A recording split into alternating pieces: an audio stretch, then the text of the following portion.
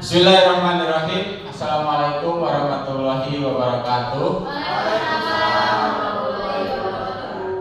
Alhamdulillahirabbil alamin wa bihi nasta'inu ala umuri dunya waddin. Wassalatu wassalamu ala asrofil anbiya'i wal mursalin wa ala alihi wa ashabihi ajmain. Amma ba'du.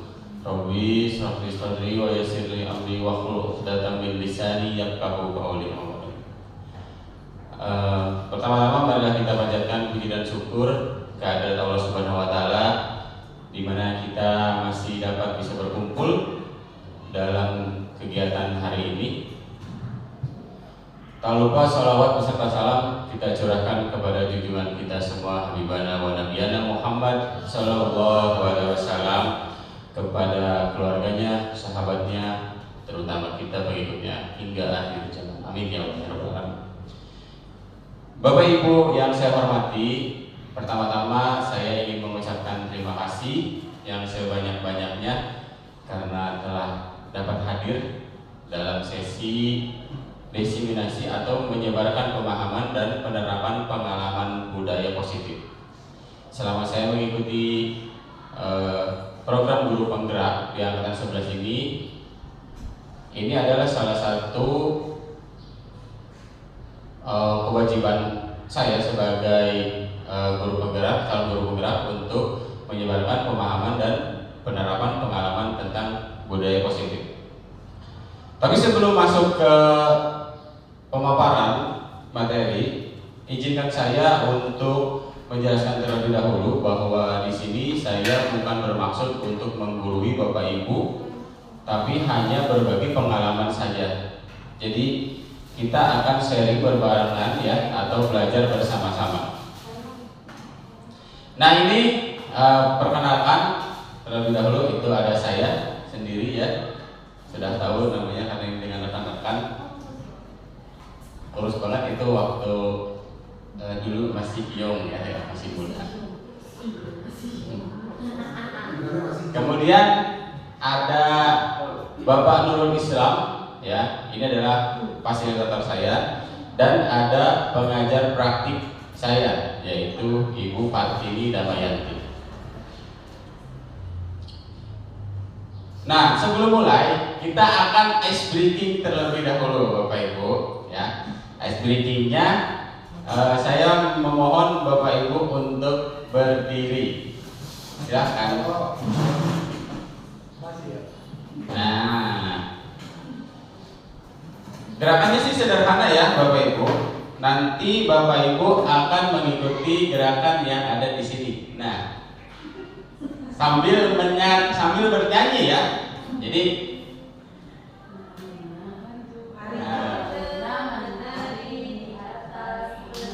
nah gitu, udah tahu kan ya. Jadi kalau misalkan nyanyiannya kayak begini, Marina menari di atas menara, Marina atau misalkan di atas menara, Marina menari. Ngerti? Bisa nanti baliknya bolak-balik ya. Bapak Ibu yang nyanyi, saya yang praktek, atau saya yang praktek, Bapak Ibu yang menyanyi. Mau siapa dulu nih? Enggak, maksudnya mau saya dulu yang praktek, Bapak Ibu yang bernyanyi, atau saya bernyanyi? Oh, berarti Bapak Ibu yang nyanyi dulu ya, saya yang praktek. Silakan. Siapa yang mau? Cek. Marina menari di atas menara, di atas menara, Marina menari, Marina menari di atas menara, di atas menara, Marina menari. Marijo itu pacarnya Marina. Ya. Nyanyi, sekarang giliran ya, ganti saya yang nyanyi, Bapak Ibu yang melakukan prakteknya. Siap? Siap. Marina menari di atas menara, di atas menara, Marina menari. menari di atas menara, di atas menara, mari Jo menari lagi, Marina, mari Jo menari di menara, di atas, mari Jo Marina menari. Oke, ya.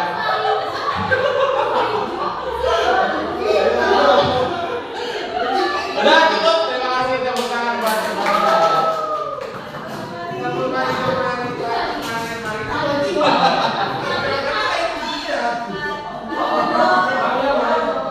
Ya, nanti bisa Bapak Ibu praktekkan pada saat pembelajaran di kelas. Jadi sangat gampang, tidak usah memerlukan ruangan yang cukup.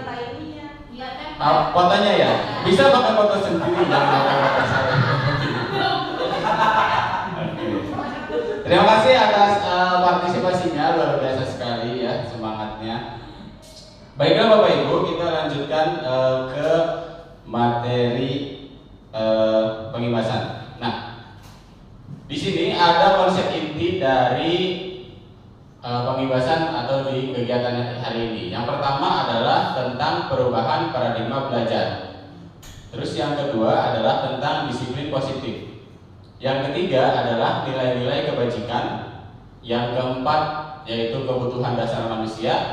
Yang kelima motivasi perilaku manusia. Yang keenam posisi kontrol guru.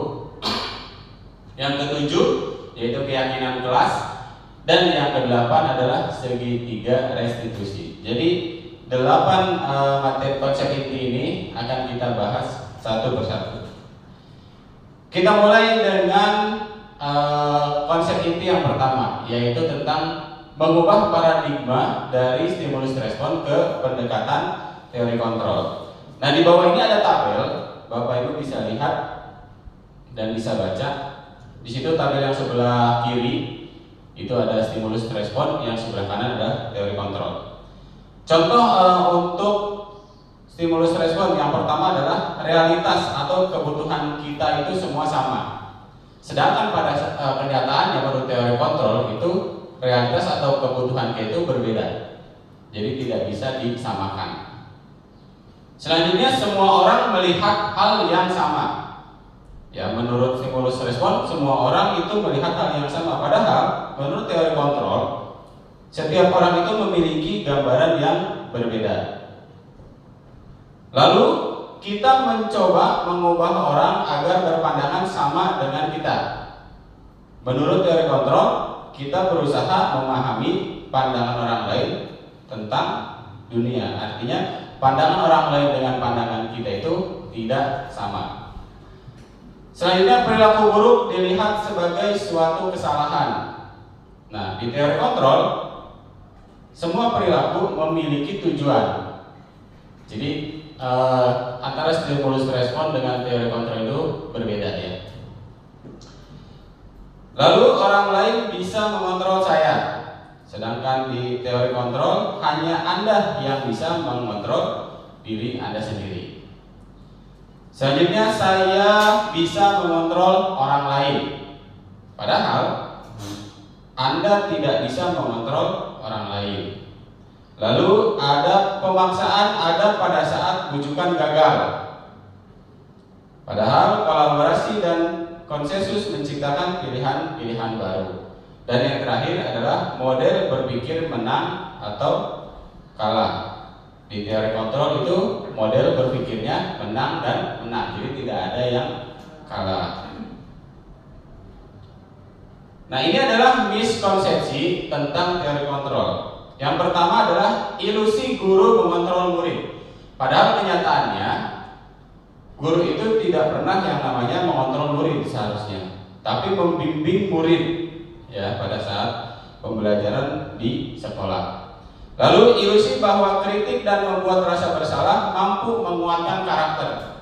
Nah, ini banyak miskonsepsi ya tentang membuat rasa bersalah siswa itu akan menguatkan karakter. Padahal kenyataannya membuat siswa merasa bersalah itu akan melemahkan siswa tersebut atau murid tersebut. Yang selanjutnya adalah ilusi bahwa semua penguatan positif, efektif dan bermanfaat. Padahal kenyataannya tidak semuanya itu memiliki penguatan efektif dan bermanfaat. Dan yang terakhir adalah ilusi bahwa orang dewasa berhak memaksa. Nah, ini jangan sampai salah pemikiran ya, bahwa hanya orang dewasa yang berhak memaksa. Tidak ya. Jadi semua orang juga mempunyai pilihannya masing-masing. Nah, selanjutnya yaitu tentang disiplin positif. Nah, disiplin sering dihubungkan dengan hukuman. Ini biasanya di sekolah itu ada bagian kesiswaan ya. Kalau misalkan kesiswaan itu sering kita mendengar tentang hukuman-hukuman. Nah, kita cenderung menghubungkan disiplin dengan ketidaknyamanan atau dengan hukuman. Padahal disiplin berasal dari bahasa Latin, ya, disiplina yang artinya belajar. Jadi artinya belajar sangat berbeda dengan hukuman. Jangan disamakan kalau kita menghukum anak itu adalah proses pembelajaran. Itu berbeda dari yang saya pahami. Nah, disiplin positif merupakan salah satu cara penerapan disiplin yang bertujuan untuk menumbuhkan kesadaran serta memberdayakan peserta didik tanpa imbalan penghargaan atau reward, ancaman atau hukuman. Nah, artinya disiplin positif ini harus ada atau harus muncul di dalam setiap karakter murid sendiri tanpa ada paksaan dari luar atau tanpa adanya embel-embel seperti penghargaan, ya, ancaman ataupun hukuman. Nah, selanjutnya untuk yang ketiga itu tentang nilai kebajikan. Bapak Ibu, di CGP saya belajar tentang nilai-nilai kebajikan. Ini adalah nilai kebajikan itu yang disepakati bersama, ya, terlepas dari suku bangsa, agama, bahasa maupun latar belakangnya. Jadi ada banyak contoh-contoh nilai kebajikan yang saya ambil, ini yang saya rangkum, ini ada 3. Yang pertama itu yang lagi ngetren, ya Bapak Ibu, digalakan di setiap satuan pendidikan tentang profil pelajar Pancasila, di mana ada nilai kebajikannya itu yang pertama beriman dan bertakwa pada Tuhan Yang Maha Esa dan berakhlak mulia. Terus yang kedua berkebinekaan global. Terus gotong royong, mandiri, kreatif, dan bernalar kritis. Nah, itu adalah nilai-nilai kebajikan. Selanjutnya ada nilai kebajikan menurut Ibo Primary Years Program atau PYP. Mohon maaf, bahasa Inggrisnya belepotan. Ya, di antaranya adalah toleransi, rasa hormat, integritas, mandiri, menghargai, antusias, empati, keingintahuan, kreativitas, kerjasama, percaya diri, dan komitmen. Ya. Dan yang ketiga adalah 9 pilar karakter. Di antaranya adalah cinta Tuhan dan segenap cintaannya, kemandirian dan tanggung jawab, kejujuran, hormat dan santun, dermawan, suka menolong, dan gotong royong, percaya diri, kreatif, dan bekerja keras. Nah, ini adalah contoh-contoh nilai kebajikan. Nah, yang sangat menarik yang sekarang kita lagi digalakan di sekolah itu adalah tentang profil pelajar Pancasila.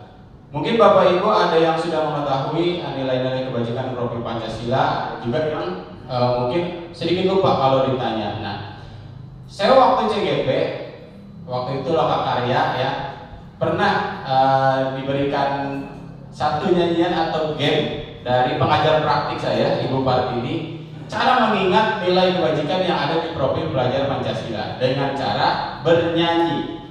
Nah, sebelum lanjut ke ke poin yang selanjutnya, saya mohon izin Bapak Ibu, kita berdiri lagi, kita akan mengingat nilai profil pelajar Pancasila ya dengan cara bernyanyi. Udah siap? Nanti saya juga ikut deh di sana ya.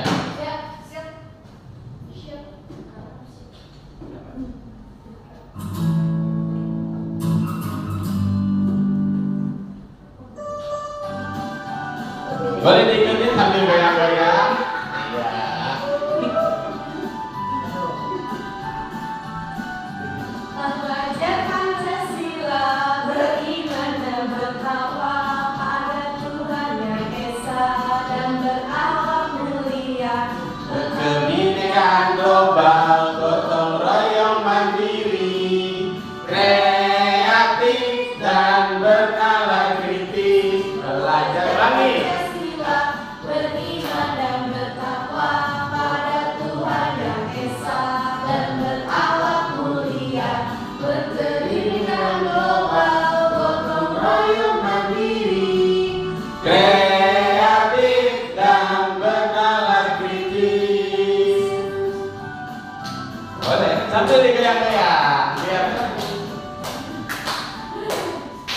Oke, terima kasih. Udah, ya. Coba sekarang tanpa musik.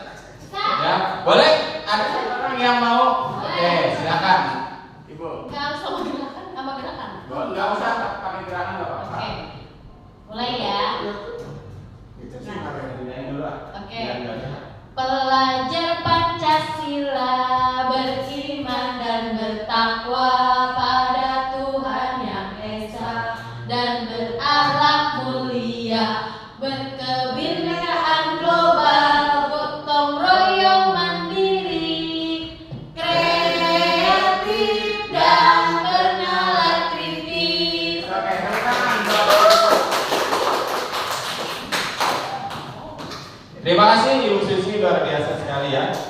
Jadi itu salah satu cara biar lebih mudah dalam mengingat tentang nilai-nilai kebajikan yang ada di profil pelajar Pancasila. Ya.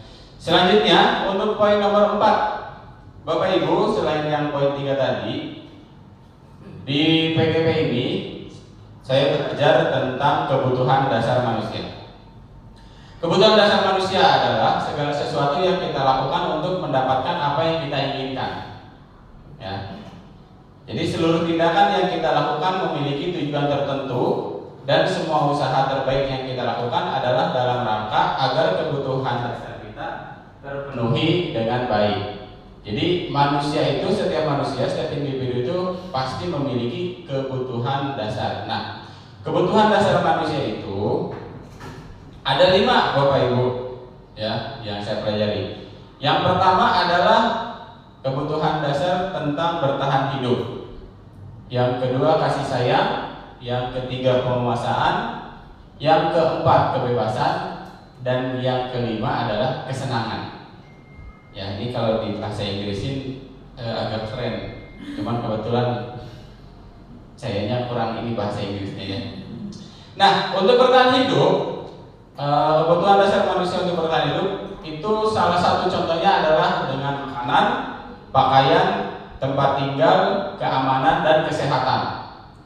Lalu contoh kebutuhan dasar kasih sayang adalah rasa diterima, dipedulikan, berbagi, kerjasama, menjadi bagian dalam kelompok. Selanjutnya, kebutuhan dasar manusia tentang penguasaan, yaitu contohnya adalah harga diri, keinginan untuk dianggap, memimpin, berprestasi, diakui, dan didengar. Lalu kebutuhan dasar manusia tentang kebebasan, contohnya adalah mandiri, memiliki pilihan, mencoba hal baru, mampu mengendalikan arah dirinya. Dan yang terakhir adalah kebutuhan dasar manusia tentang kesenangan, yaitu adalah bermain, humor, antusiasme, tertawa. Bapak Ibu guru yang saya hormati, mungkin Bapak Ibu guru sangat familiar dengan kebutuhan dasar manusia ini ya. Jadi diantaranya pasti sudah ada di dalam diri Bapak Ibu, cuman mungkin hanya tidak menyadarinya saja ya. Lalu untuk poin nomor 5 ya, saya belajar di KKP ini tentang motivasi perilaku manusia. Jadi manusia itu mempunyai perilaku. Nah, ada 2 kategori perilaku manusia itu ya. Yang pertama adalah motivasi ekstrinsik dan yang kedua adalah motivasi intrinsik. Dilihat dari bahasanya saja kita sudah dapat mengenali ya. Kalau ekstrinsik itu adalah motivasi yang berasal atau dorongan dari luar. Kalau intrinsik itu adalah motivasi yang berasal atau dorongannya dari dalam. Jadi untuk motivasi ekstrinsik itu adalah untuk menghindari ketidaknyamanan atau hukuman, ya salah satunya. Terus yang kedua adalah untuk mendapatkan imbalan penghargaan dari orang lain. Sedangkan motivasi intrinsik adalah untuk menjadi orang yang diinginkan dan menghargai diri sendiri dengan nilai-nilai yang dipercaya. Bapak Ibu mohon izin untuk mengaitkan dengan salah satu contoh. Kita berada di lingkungan pendidikan, ya. Tugas kita sebagai guru adalah mengajar dengan baik. Nah, jadi contohnya adalah untuk motivasi mengajar itu adalah sebagai tanggung jawab, tugas dan tanggung jawab kita sebagai seorang guru. Jadi jangan sampai motivasi tugas mengajar itu hanya motivasi ekstrinsik. Jadi harus ke intrinsik, ya. Contohnya misalkan motivasi dorongan takut dipanggil karena tidak mengajar, takut dipanggil kepsek lah, atau saya mengajar karena ingin dilihat siswa paling baik lah, dilihat teman paling baik, ya. Itu jangan cuma hanya itu motivasinya, tapi motivasinya itu harus dari dalam diri sendiri, bahwa saya memang mempunyai tugas dan tanggung jawab sebagai seorang guru, yaitu adalah mendidik para murid, ya. Jadi itu adalah motivasi yang harus paling muncul di dalam diri kita semua. Nah, ini terutama untuk mengingatkan kepada diri saya pribadi. Nah, selanjutnya adalah penjelasan tentang hukuman, konsekuensi, dan restitusi. Saya pribadi sebelum mengikuti PGP ini baru tahu 2 tentang hukuman dan konsekuensi. Kalau hukuman karena saya dulu pernah di kesiswaan, jadi sangat familiar dan sering, ya. Sekarang ada Bapak Cepi yang di kesiswaan, ya. Nah, konsekuensi juga saya sedikit tahu, tapi setelah mengikuti program PGP ini jadi lebih banyak tahu. Dan hal yang paling baru itu adalah restitusi. Bapak Ibu mohon izin menjelaskan, ya. Untuk hukuman itu ada ciri-cirinya. Ya, ciri-cirinya itu adalah tidak terencana atau secara tiba-tiba. Selanjutnya, murid tidak tahu apa yang akan terjadi atau tidak pernah dilibatkan. Lalu bersifat satu arah dan berupa hukuman fisik atau psikis. Nah, jika Bapak Ibu menjalankan kegiatan yang mempunyai ciri-ciri seperti ini, berarti itu masuk ke dalam kegiatan hukuman. Ya. Jadi misalkan seperti anak datang terlambat belajar bahasa Indonesia, tiba-tiba suruh lari keliling lapangan basket. Nah, itu kan tiba-tiba bahasanya, ya. Terus hukumannya berupa fisik.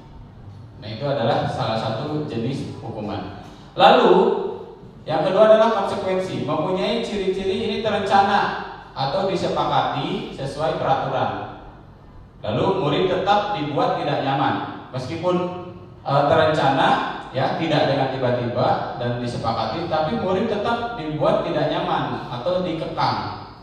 Dan yang terakhir adalah sikap guru selalu memonitor murid. Nah, ini adalah konsekuensi, ya. Dan terakhir adalah ini restitusi. Restitusi itu adalah proses menciptakan kondisi bagi murid untuk memperbaiki kesalahan dan proses kolaboratif yang mengajarkan murid untuk mencari solusi. Nah, ini yang harus dikedepankan dalam proses pendidikan di sekolah. Nah, Bapak Ibu, selanjutnya adalah poin nomor 6 tentang 5 posisi kontrol guru. Di sini ada 5 posisi kita sebagai guru, ya. Yang pertama adalah guru penghukum. Terus yang kedua adalah guru pembuat rasa bersalah. Yang ketiga adalah guru sebagai teman. Terus yang keempat guru sebagai pemantau. Dan yang terakhir adalah guru sebagai manajer. Nah, 5 posisi kontrol guru ini perlu Bapak Ibu ketahui. Nanti akan ada video yang akan saya tayangkan. Silakan untuk Bapak Ibu memperhatikannya.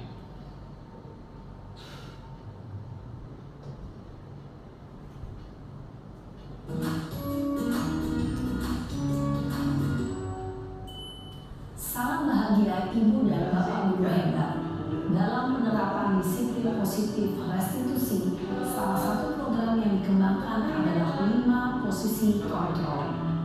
5 posisi kontrol dalam restitusi adalah proses perjalanan seorang pendidik agar dapat mengenali dirinya. Pada video kali ini, kita akan membahas tentang 5 posisi kontrol yang dikembangkan oleh Diane Dawson dan contoh penerapannya.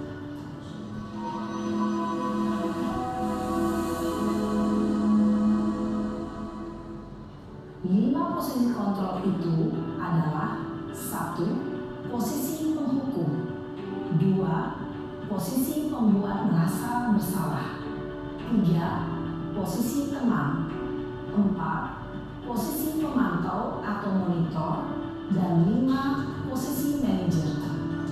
Untuk lebih memahami kelima posisi tersebut, mari kita saksikan kasus Naren yang terlambat hadir 20 menit di sekolah dan melihat bagaimana kelima posisi kontrol dalam menghadapi masalah tersebut.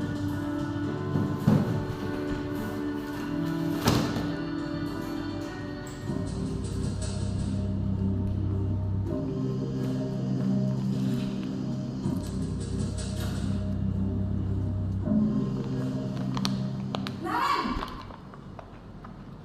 Sini kamu! Selamat pagi, Bu. Selalu terlambat. Kamu deh, pasti terlambat. Maaf, Bu. Saya... Apa? Apa coba? Alasan kamu apa lagi? Kapan sih kamu tidak terlambat? Malas sekali ya kamu jadi anak. Saya... Dasar malas. Gak kapok-kapok sih kamu. Sudah berapa kali terlambat?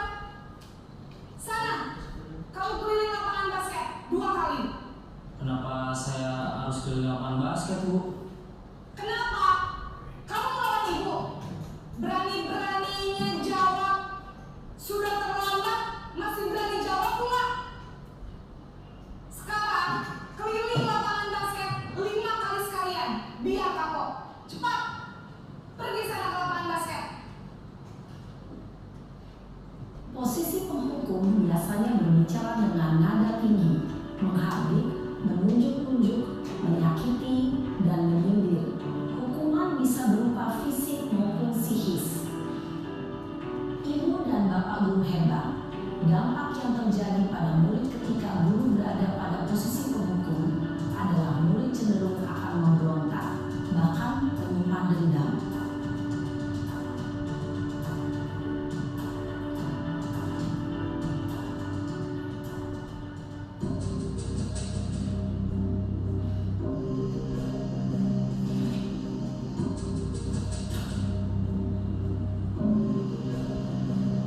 Naren!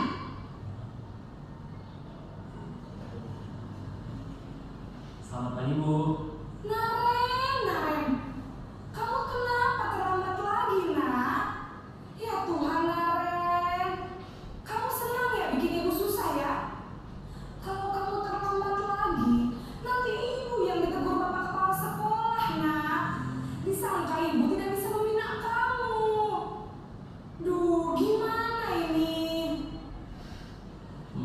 Maaf, Bu. Duh, Gusti Naren.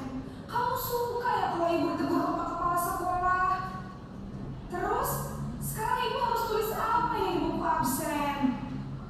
Ini kamu sudah sering terlambat loh.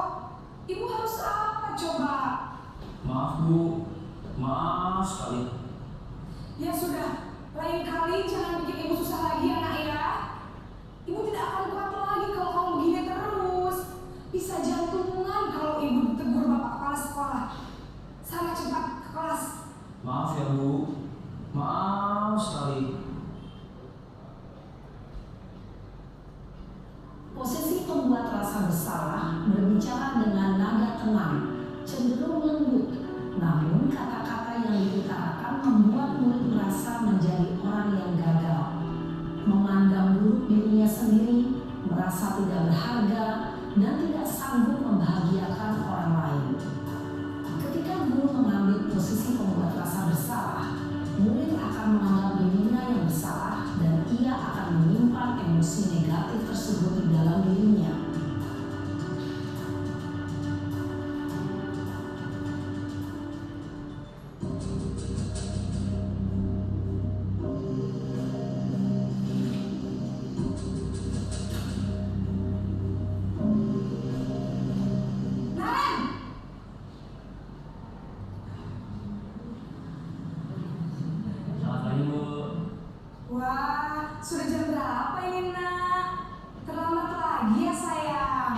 Iya Bu, habis ibu saya lupa bangunkan saya Bu.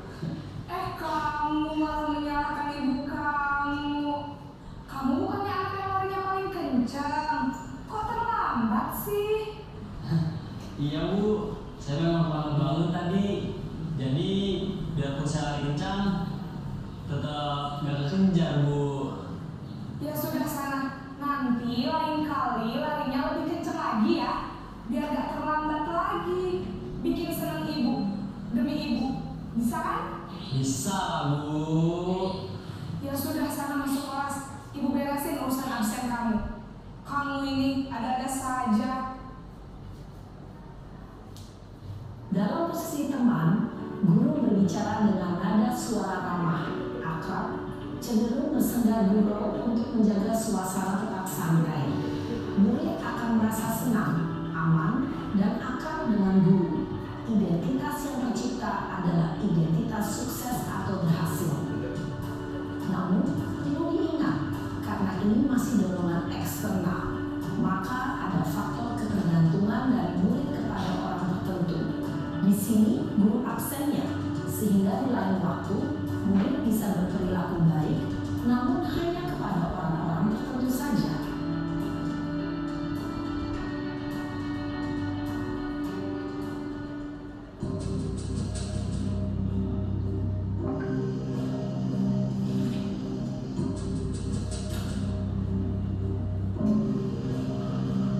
Naren!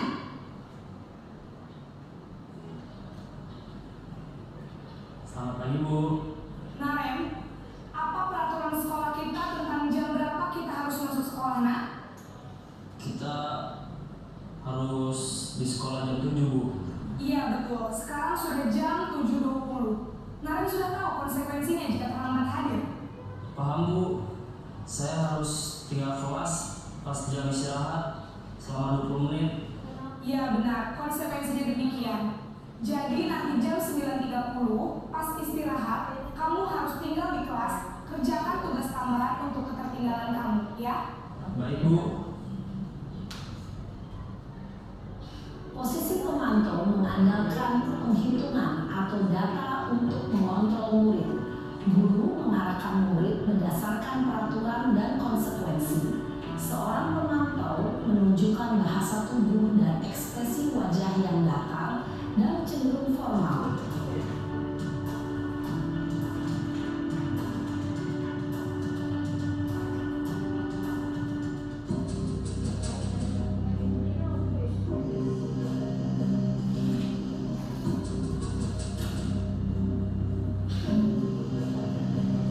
Naren!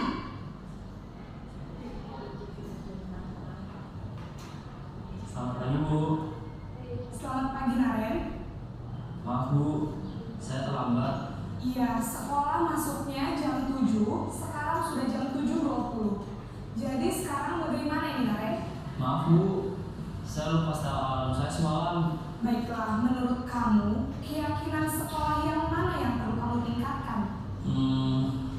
Menghargai diri sendiri dan orang lain mungkin ya Bu. Setuju. Jadi, apakah Naren meyakini prinsip saling menghormati tersebut? Iya Bu, saya meyakininya. Apakah Naren bersedia memperbaiki masalah keterlambatan ini? Bersedia Bu. Bagaimana kamu akan memperbaiki masalah keterlambatan ini?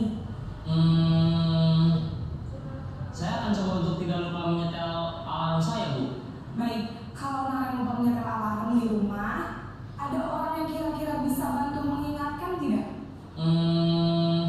Ada Bu, kakak saya, Kak Emma.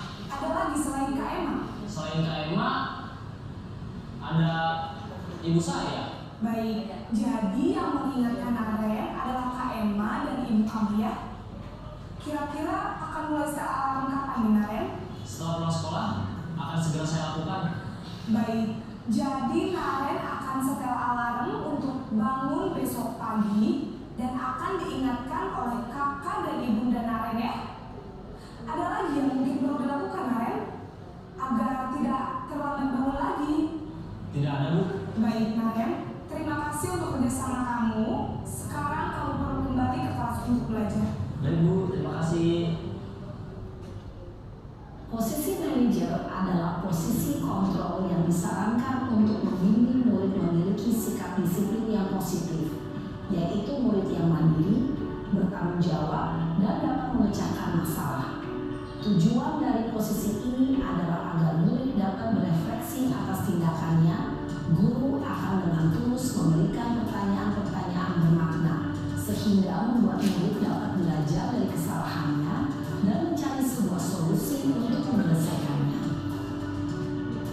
Ibu dan bapak guru hebat, setelah mengamati adegan kelima posisi kontrol tadi, kira-kira posisi mana yang paling ideal? Posisi mana yang dapat menunjang motivasi intrinsik murid?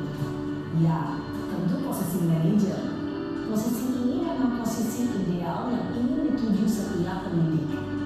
Pada posisi inilah, guru dapat menerapkan disiplin positif yang berpihak pada murid, yang memerdekakan murid.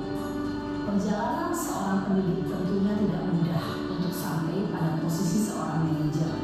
Namun, tujuan kita pasti, yaitu menciptakan murid-murid yang mandiri, merdeka, dan bertanggung jawab. Semoga penggambaran 5 posisi kontrol yang telah diperlihatkan ini dapat menjadi ajang refleksi bagi kita semua, agar dapat terus mengasah dan menerapkan disiplin positif yang memerdekakan murid. Mari terus berlatih dan bersemangat. Selamat menerapkan. Salam dan bahagia Ibu dan Bapak Guru hebat.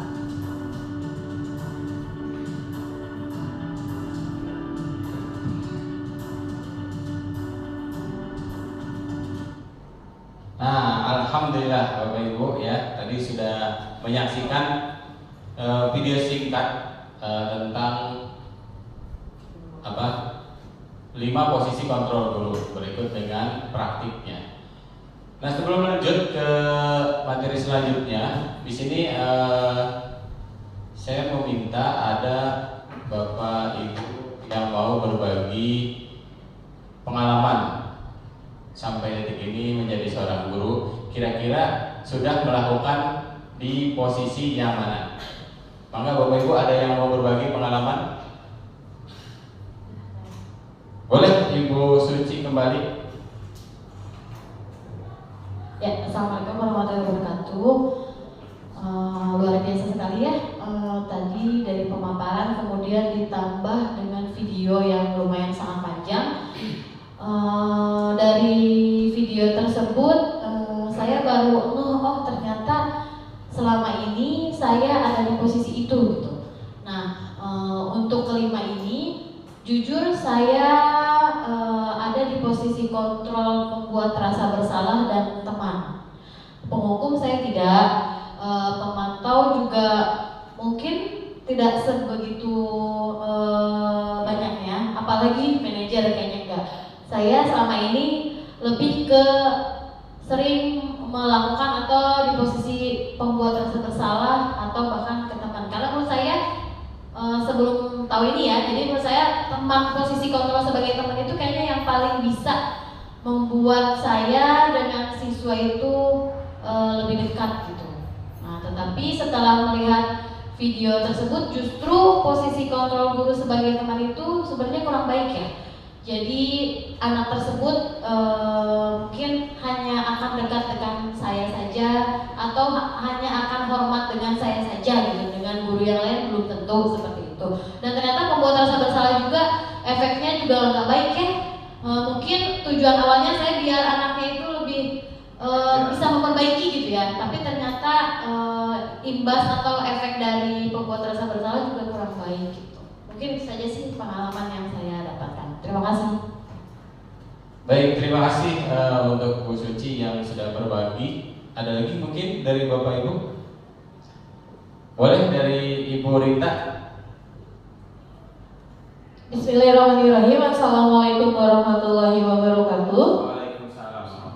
Ya, terima kasih Bapak Rizka yang telah memaparkan materi tentang budaya positif ini. Ya, kami di sini sebagai guru, sangat tertampar sekali ya dengan adanya budaya positif ini ya.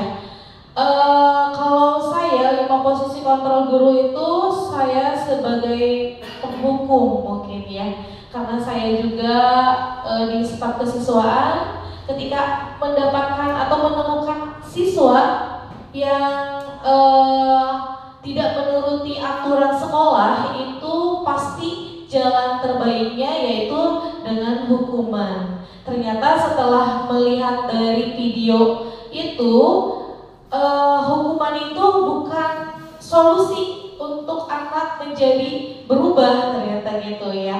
Ternyata menjadi seorang guru yang menjadi manajer itu tidak mudah, mungkin tantangannya banyak gitu. Itu Pak Rizka, terima kasih.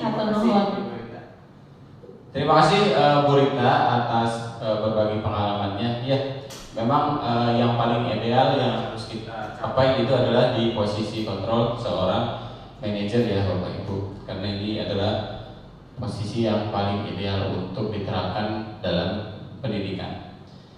Selanjutnya di sini ada contoh penerapan 5 posisi kontrol guru.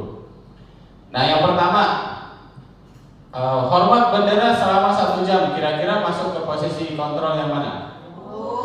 Penghukum. Terus yang kedua adalah berapa kali Bapak harus memberitahu kamu selalu saja mengecewakan Bapak. Membuat rasa bersalah, atau tadi yang kedua. Terus, ayo dong ikuti aturan sekolah, tolong bantu Bapak ya, sekali ini saja. Ya sudah, tidak apa-apa, lain kali jangan berbuat seperti itu. Nah, ini kira-kira masuk ke posisi kontrol yang mana? Teman ya, karena kan di sini seperti CS atau seperti teman dari bahasanya saja ya. Terus, kamu sudah melanggar peraturan sekolah. Kamu tahu konsekuensinya. Setelah upacara kamu beli atributnya ke koperasi dan jangan diulangi lagi. Nah, kalau ini ke posisi kontrol yang mana? Kira-kira Bapak Ibu? Ke pemantau. Karena pemantau itu biasanya menggunakan data, ya, by data. Dan yang terakhir ini sudah jelas kan? Apakah kamu tahu kesalahanmu? Kira-kira bagaimana kamu memperbaiki kesalahanmu? Nah, ini di posisi kontrol sebagai manajer. Nah, ini yang kita harapkan Bapak Ibu semua, terutama saya pribadi, agar dapat bisa menerapkan posisi kontrol sebagai manajer. Nah, Bapak Ibu, sebelum masuk ke poin selanjutnya tentang keyakinan kelas, Bapak Ibu nanti kalau mau ambil minum boleh, silakan, nggak apa-apa, ambil minum sambil santai, kita jangan dibuat tegang ya, karena masih ada beberapa materi lagi. Silakan kalau mau ambil minum dulu boleh Bapak Ibu, nanti gantian saja ya. Kita lanjut Bapak Ibu untuk keyakinan kelas ya, poin nomor 7 tentang keyakinan kelas. Atau boleh dibagikan Ibu? Ya, dibagikan aja, nggak apa-apa. Biar makin fokus ya Bapak Ibu. Jadi saya sih berharap Bapak Ibu bisa lebih fokus lagi. Nah, itu ada sedikit ya.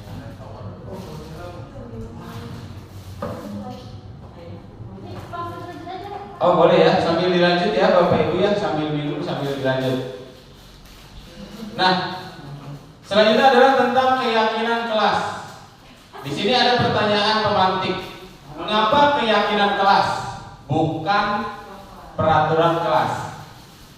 Ada yang mau memberikan jawaban, Bapak Ibu? Mengapa bukan keyakinan kelas? Mengapa keyakinan kelas bukan mengapa peraturan kelas? Ada yang mau menjawab? Oke, silakan Ibu Sakinah. Karena kita belum pernah tahu keyakinan kelas, ya mungkin ini mah apa ya namanya Pak, bayangan saya aja gitu. Kalau keyakinan itu kan yang diyakini dari hati gitu ya. Kalau peraturan itu kan berdasarnya dari luar ya. Makanya disebutnya keyakinan, biar apa yang diyakini bersama itu memang benar-benar mereka pahami dari hatinya, bukan karena apa ya namanya aturan dari luar gitu loh Pak. Jadi mereka memang meyakini hal itu misalkan baik, memang benar-benar baik di diri mereka, untuk diri mereka. Mungkin itu Pak. Baik, terima kasih ya jawaban yang sangat luar biasa. Mari kita lihat tentang keyakinan kelas ya. Jadi keyakinan kelas itu, untuk membentuk keyakinan kelas, di sini ada beberapa indikator. Yang pertama adalah bersifat abstrak. Jadi keyakinan kelas itu harus bersifat abstrak ya. Selanjutnya berupa pernyataan universal, lalu dibuat dalam pernyataan positif. Nah, ini keyakinan kelas itu memang harus dilibatkan semua siswa ya. Jadi nggak bisa keyakinan kelas kita buat sendiri sebagai seorang guru. Jadi harus melibatkan siswa ya. Jadi dibuat dalam pernyataan positif. Jadi pernyataan positif itu adalah pernyataan-pernyataan yang tidak boleh ada kata-kata negatif, atau misalnya kata tidak, kata jangan itu jangan dipakai. Misalkan jangan membuang sampah sembarangan. Nah, itu tidak termasuk ke dalam pernyataan positif. Jadi pernyataan positif jangan membuang sampah sembarangan itu bisa diubah menjadi buanglah sampah pada tempatnya. Ya, jadi lebih ke ajak ya, betul Bang. Lalu sedikit saja agar mudah diingat ya. Keyakinan kelas itu jangan terlalu banyak-banyak Bapak Ibu. Jadi sedikit saja agar mudah diingat. Terus harus sesuai dengan kondisi kelas dan sekolah hingga mudah diterapkan. Dan yang terakhir adalah semua warga sekolah atau warga kelasnya dilibatkan saat membuat keyakinan kelas. Nah, ini poin pentingnya. Jadi melibatkan semua unsur atau semua warga kelas ya untuk membuat keyakinan kelas. Kalau warga sekolah berarti keyakinan sekolah. Begitu ya Bapak Ibu. Nah, yang terakhir di poin 8 yaitu tentang penerapan segitiga restitusi. Selama PGP ini yang paling menarik ya menurut saya, karena ini adalah sebuah hal baru tentang segitiga restitusi. Ini saya baru dengar ya waktu itu.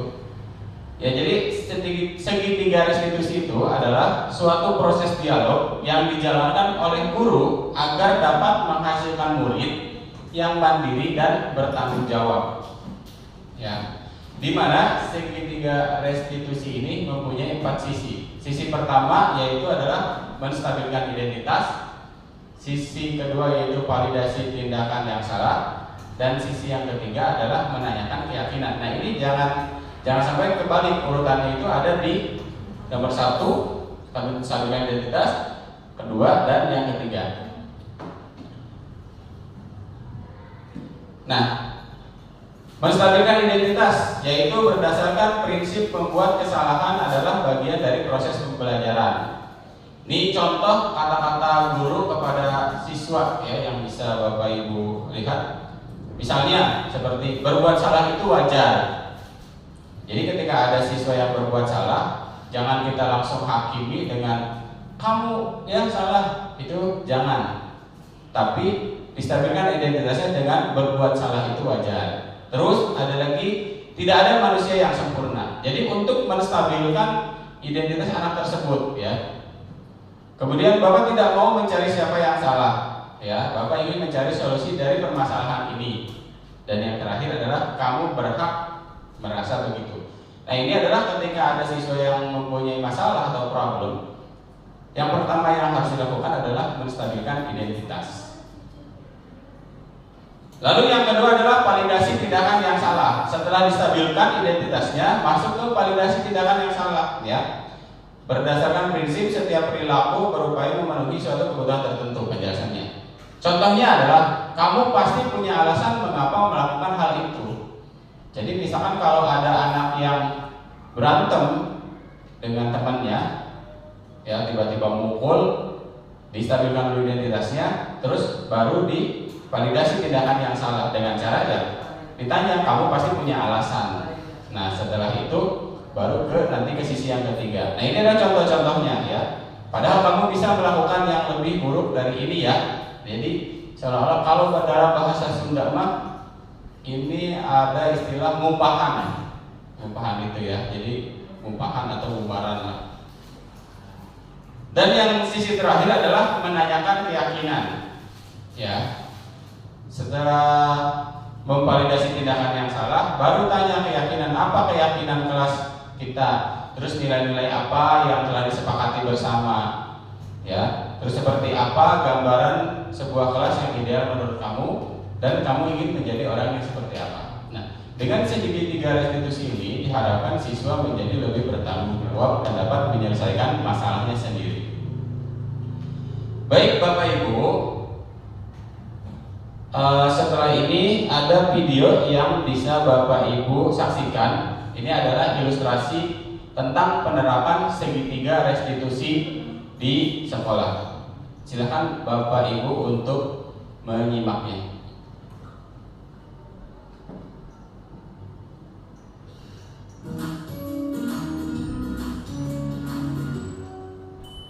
Salam dan bahagia Ibu dan Bapak Guru hebat. Pada video kali ini kita akan membahas tentang salah satu program disiplin positif yang diterapkan di lingkungan sekolah yang dikenal dengan nama restitusi.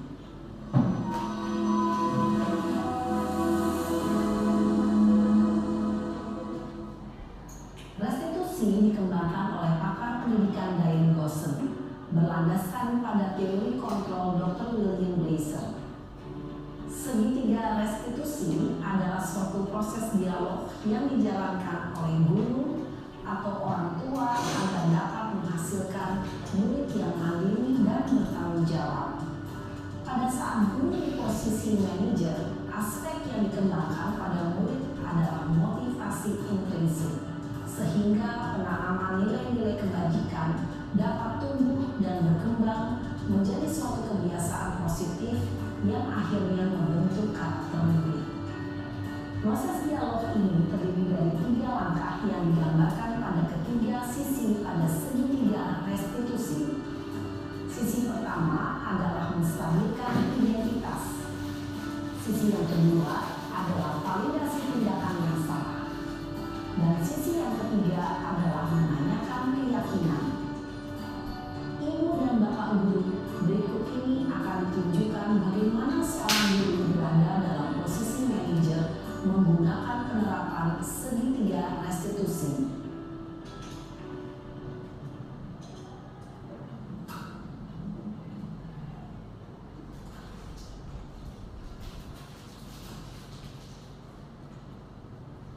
Siang Sarah. Siang Pak. Sudah lama nggak ketemu Sarah? Kenapa hari ini ada di sini? Kesel Pak, kesel banget. Masa aku dikatain tukang fitnah Pak? Ya aku marah lah. Aku gak dikatain Eka di depan kelas. Kesel banget. Oh begitu. Ya pasti kamu marah dan kesal. Bapak juga akan marah apabila ada yang menuduh Bapak seperti itu. Kemudian pada saat itu kamu mau melakukan apa? Ya saya langsung ngatain Eka lah Pak. Kesel banget. Saya bentak-bentak dia depan teman-teman lain. Oh begitu. Pasti kamu melakukan seperti itu karena suatu alasan tertentu bukan? Iyalah, masa saya diam saja Pak? Ya saya bela diri lah. Masa saya dituduh tukang fitnah? Ya wajarlah. Mempertahankan harga diri itu sesuatu yang penting buat kamu. Untung kamu tidak bertindak lebih gegabah lagi. Hanya membentak-bentak. Iya Pak. Untung saya masih bersabar dan hanya membentak saja. Sudah gemes padahal. Saya pasti bela diri lah. Ya pasti ya. Tapi kamu memilih untuk tetap bertahan dan bersabar. Kamu memilih untuk tidak berbuat lebih parah lagi bukan? Iya. Nah, sekarang coba kita lihat lagi tindakan kamu yang bentak-bentak Eka di kelas. Tindakan kamu itu kira-kira sesuai dengan keyakinan kelas atau prinsip kamu tidak? Enggak lah Pak. Capek Pak jadi pemarah. Jadi keyakinan atau prinsip mana yang kurang sesuai dengan keinginan kamu? Ya, saya sebenarnya sangat menghargai orang lain. Mungkin saat itu saya menjadi emosi, jadi tidak menunjukkan sikap itu. Kamu meyakini tidak? Menghargai orang lain itu penting buat kamu. Yakinlah Pak. Iya, setuju. Kita harus saling menghargai. Namun, ada juga keyakinan yang kita sepakati yang perlu kita jalankan apabila kita sedang marah, bukan? Ya saya bisa lebih proaktif, mulai dengan diri sendiri. Saya bisa jadi lebih bersabar, mengambil waktu jeda untuk berpikir mau apa selanjutnya. Kira-kira kamu bersedia memperbaiki masalah ini tidak? Bersedia, Pak. Kalau kamu memperbaiki masalah ini, kamu akan menjadi orang seperti apa? Saya akan menjadi orang yang bertanggung jawab kali ya, Pak. Dan senantiasa proaktif. Iya, menurut kamu bagaimana rasanya menjadi orang seperti itu? Ya nyaman lah, bangga bisa bersabar dan menahan diri. Baiklah kalau begitu. Yuk kita pikirkan bagaimana memperbaiki masalah ini.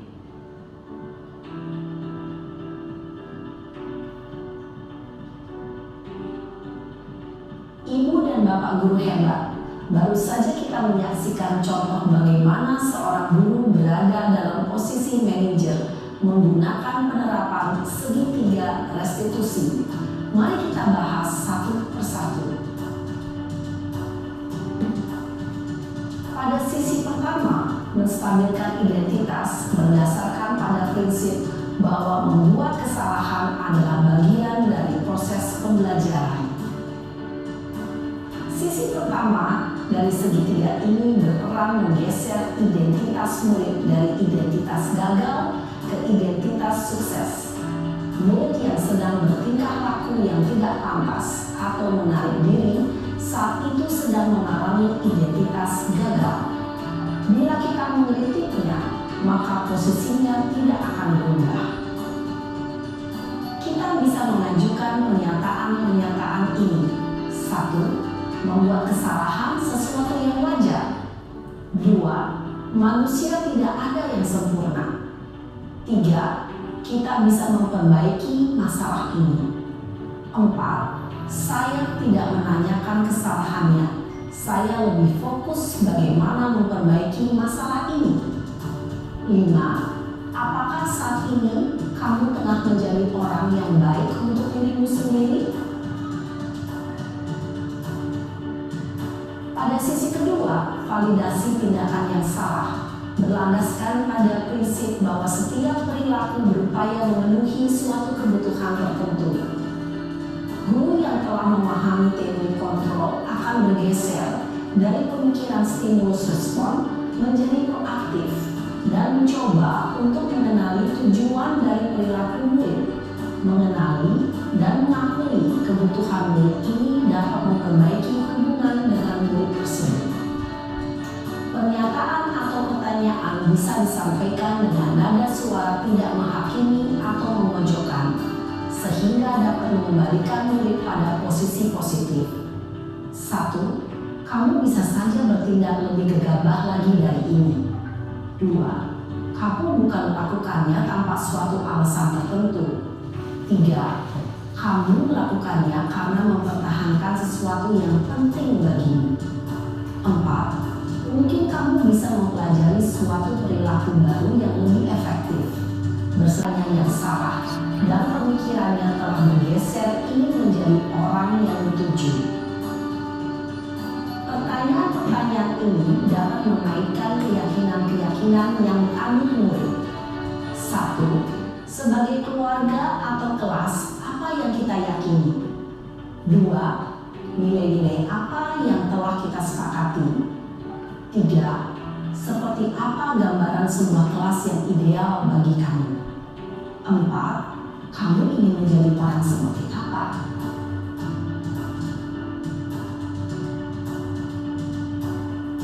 Dalam menerapkan segitiga restitusi, perlu diperhatikan beberapa hal, yaitu 1. Perilaku yang salah perlu dikaitkan dengan nilai-nilai atau keyakinan-keyakinan yang telah disepakati atau dituju. 2. Kesediaan orang yang melakukan kesalahan untuk memperbaiki masalah. 3. Pemecahan masalah sebisa mungkin relevan atau memiliki hubungan dengan masalah yang ada. 4. Usaha. Perlu adanya suatu usaha perbaikan dari pihak yang berbuat kesalahan. 5. Waktu. Perlu didedikasikan waktu dari pihak yang berbuat kesalahan. Tanyakan kapan akan mulai diberlakukan usaha untuk memperbaiki masalah. Dengan memahami struktur penerapan segitiga restitusi, diharapkan guru dapat menerapkan posisinya sebagai manajer dengan mengajukan pertanyaan-pertanyaan bermakna yang dapat membuat murid menjadi lebih percaya diri, bertanggung jawab, dan mandiri. Nah, Ibu Bapak Guru, perlu tidaknya mengikuti ketiga tahapan dalam segitiga restitusi bergantung pada ringan beratnya suatu permasalahan. Misalnya, bila permasalahan tersebut ringan, maka tidak perlu dijalankan secara berurutan. Bahkan bisa semudah menanyakan apa keyakinan yang kita sepakati. Dengan menjalankan segitiga restitusi, dengan mengajukan pertanyaan-pertanyaan bermakna, diharapkan murid menjadi lebih kuat secara pribadi, dapat membuka wawasan murid agar dapat menyelesaikan permasalahannya sendiri, semakin percaya diri, mandiri, dan merdeka. Salam dan bahagia, Ibu Bapak Guru hebat.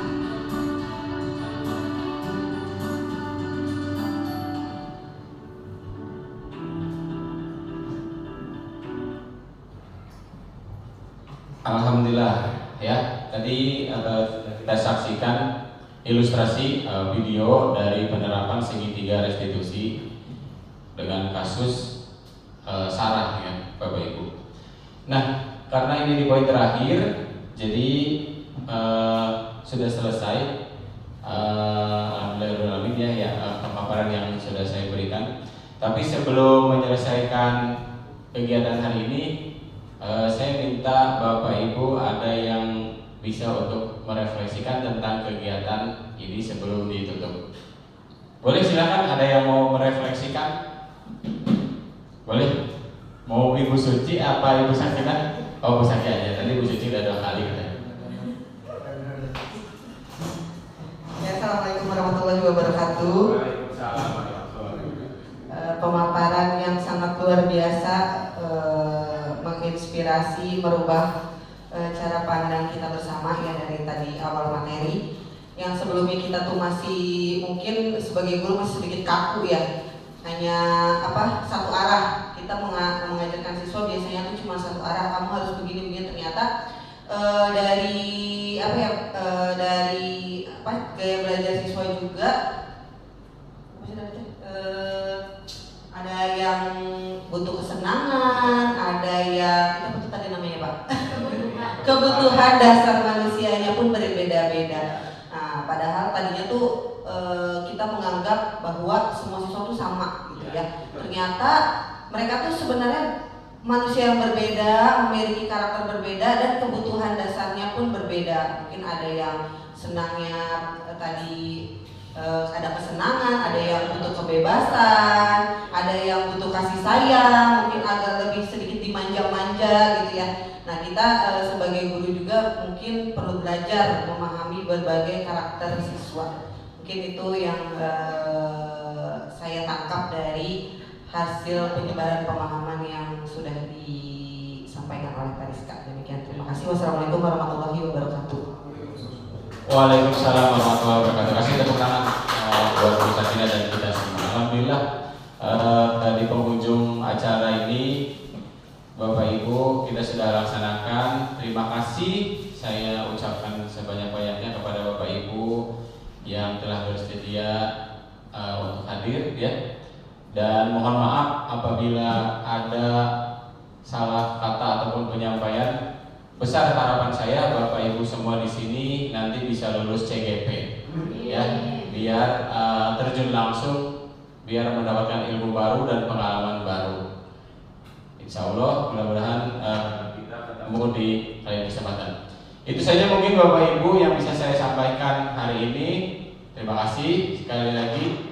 Wassalamualaikum warahmatullahi wabarakatuh.